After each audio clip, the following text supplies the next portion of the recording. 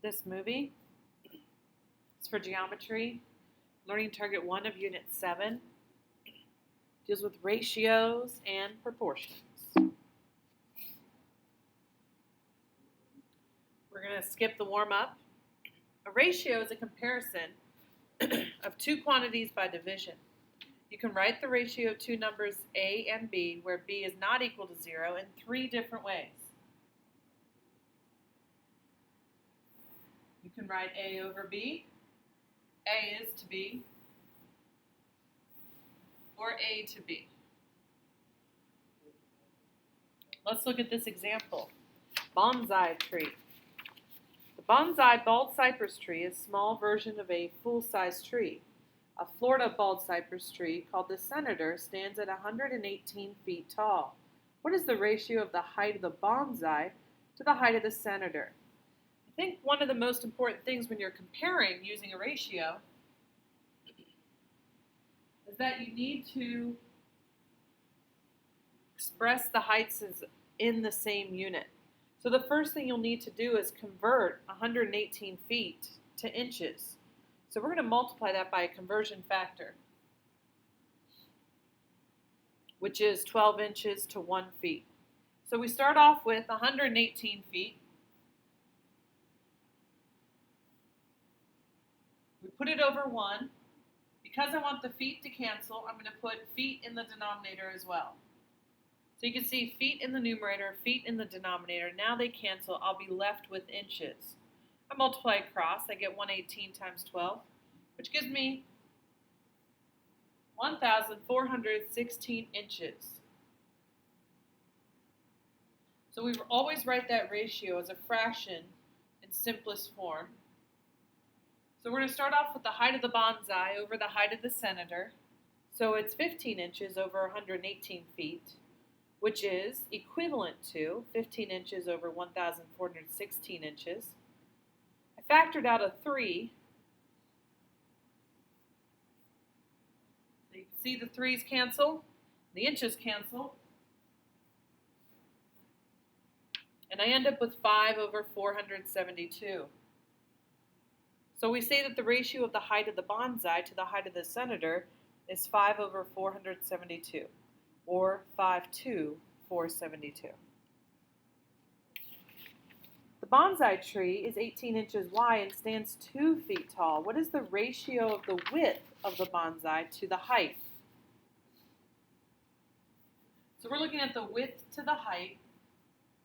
We know that the width is 18 inches and the height is 2 feet. The problem here is I've got 2 different units, so I need to convert 2 feet into inches. So I put it over 1, and I know that there's 12 inches in a foot. I put the feet in the denominator so that the feet will cancel.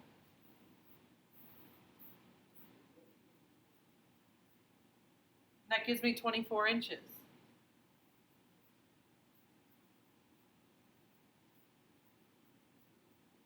So I get 18 over 24, the inches cancel. And 18 over 24 reduces, so I can get, it reduces by 6, so I get 3/4. Always the most reduced, and you're not going to have units to it when you're looking at a ratio. Let's look at this example. Fundraising. Members of the school band are buying pots of tulips and pots of daffodils to sell at their fundraiser. They plan to buy 120 pots of flowers. The ratio of tulips to daffodils will be 2/3. How many pots of each type of flower should they buy? So the first thing you want to do is, knowing that the ratio is 2/3, that would be 2 times something plus 3 times something gives us 120. So we set that to be x. So we get 2x and 3x.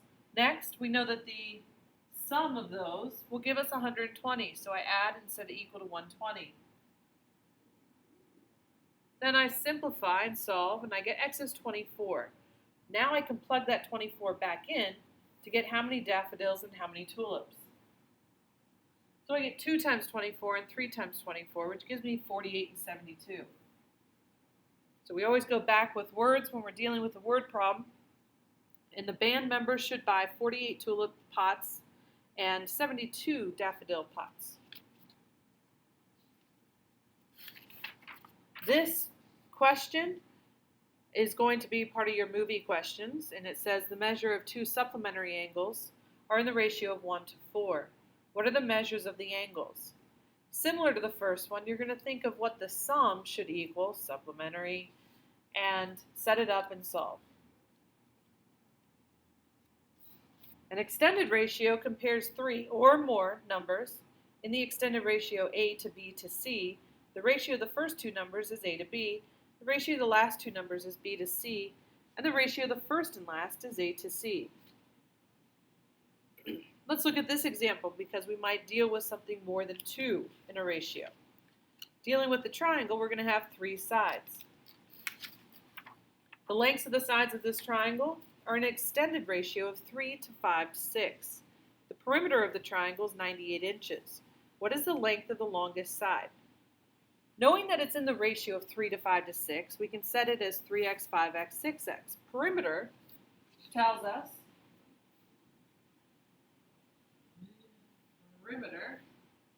us the sum of all sides.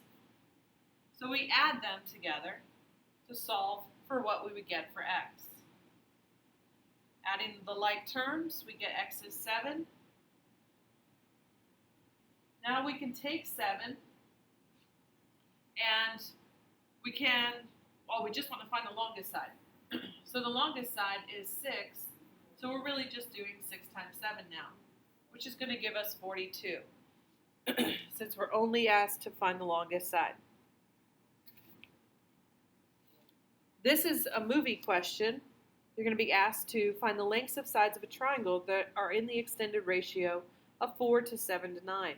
The perimeter is 60. What are the lengths of the sides? You'll be asked to answer this after you watch the movie.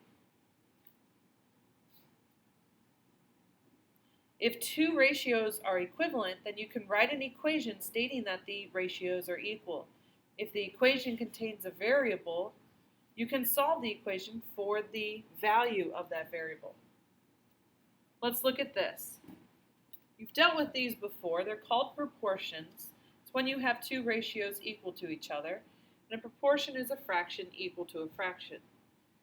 We have the means and extremes in this proportion.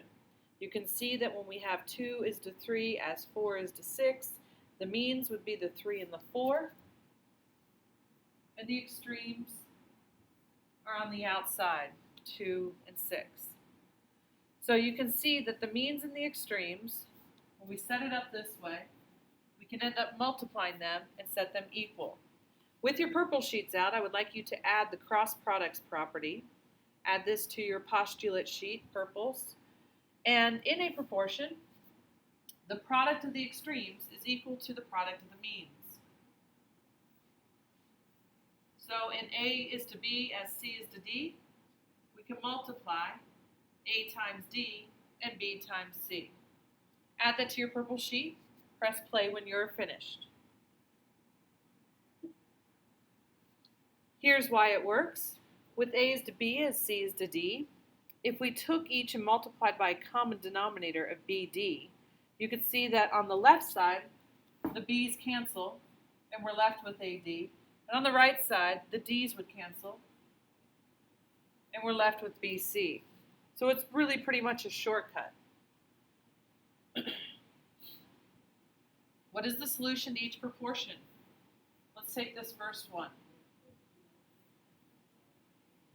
In this proportion, we're solving for x. X is in the denominator. But if I cross multiply, which I can do because I have a fraction equal to a fraction, I get 6 times 4 equals 5 times x. And I'm going to multiply this out to get 24 and then divide by 5, which gives me 24 fifths.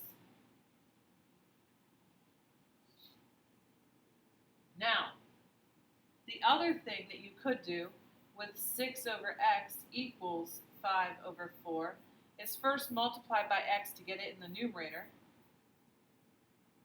and then the x's cancel, so you get 6 equals 5x over 4, and then I could multiply by 4/5, which is the reciprocal of my coefficient, and this would give me 24/5. Because the 4's cancel and the 5's cancel. May seem confusing. You could use the shortcut in the means and the extremes. Pause the movie, try this one, and press play when you're finished. Don't forget your parentheses. So in this one, you're doing 3 times the quantity, which means in parentheses, y plus 4, equals 9y. Distribute. Get your y's on the same side, subtract 3y. Divide by 6, you get y is 2. So the solution is 2. That should be a 5 there. What is the solution to each proportion? Pause the movie, try these two. Press play when you are ready. Okay, we're going to do just the second one here, B.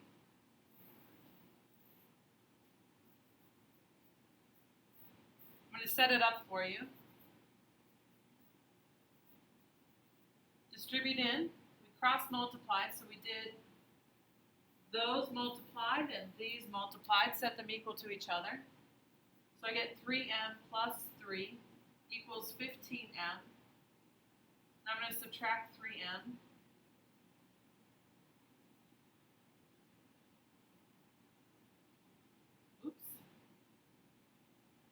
So I get 3 equals 12m. I'm going to divide by 12. Let me erase that.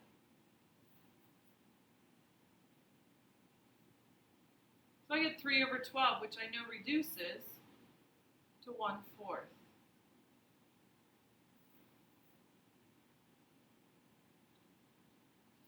Adding to your purple sheets the properties of proportions. First, we have that a over b equals c over d is equivalent to b over a equals d over c. So this is saying that if I flipped both fractions, it would still be equivalent. 2 says a over b equals c over d is equivalent to a over c equals b over d. This is switching the means. It also is equivalent. 3, a over b equals c over d is equivalent to a plus b over b equal to c plus d over d. So in each ratio, adding the denominator to the numerator, you can get, for example, 2/3 equals 4/6 becomes 2 plus 3 over 3 equals 4 plus 6 over 6. Add these properties to your purple sheet, pause the movie, press play when you are finished. In the diagram, x is to 6 as y is to 7. What ratio completes the equivalent proportion? What x is to y as what? So, looking at this, we've got x is to 6 as y is to 7. What ratio completes the equivalence? X is to y. X is to y as, so visually you might say, as 6 is to 7. Another method might be using the property of proportions, the second one. X is to 6 as y is to 7, switching those, we see that x is to y as 6 is to 7. Another way to get there. Another method could be just doing the cross products of x times 7 and 6 times y. And then down here, dividing by 7, y, and that gives us 6/7 as well. Any of those three methods would work for the ratio of 6 to 7. So it's saying what's another equivalent proportion.